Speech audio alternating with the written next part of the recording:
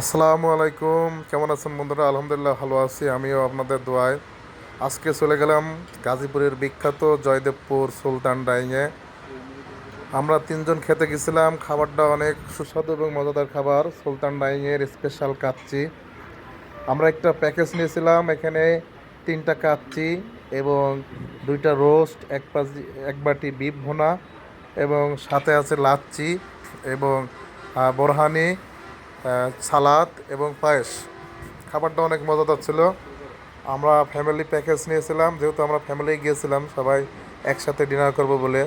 সুলতান ডাইংয়ে, সুলতান dyeing গাজীপুরের বিখ্যাত একটা রেস্টুরেন্ট। এখানকার খাবার অনেক সুস্বাদু মজাদার, অনেকে এখানে যায় ডিনার করার জন্য।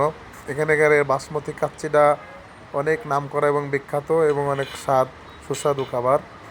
সেই জন্য আজকে ডিনার করলাম আমরা তিনজন ছোট ফ্যামিলি একসাথে সুলতান ডাইংয়ে।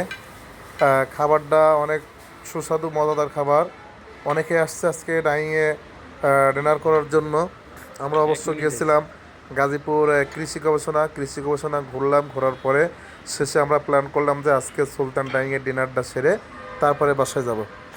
এর জন্য আমরা সুলতান ডাইংয়ে গেলাম এবং কাচ্চি এবং যে প্যাকেজটা ছিল কাচ্চির সাথে আরও, সেটা অর্ডার দিলাম। দিয়ে আমরা খাবার নিয়ে এসে খাওয়া শুরু করলাম।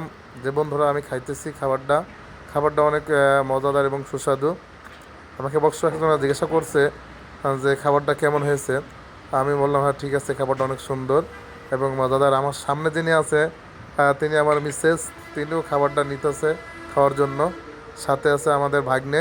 আমরা মোট তিনজন একসাথে আজকে রাত্রে সুলতান ডাইংয়ে ডিনার করলাম। আপনারাও আসতে পারেন গাজীপুরের বিখ্যাত জয়দেবপুর। আপনার রেলগেট পার হয়ে শর্মা হোটেলের একটু সামনে সুলতান ডাইং, অনেক সুস্বাদু খাবার।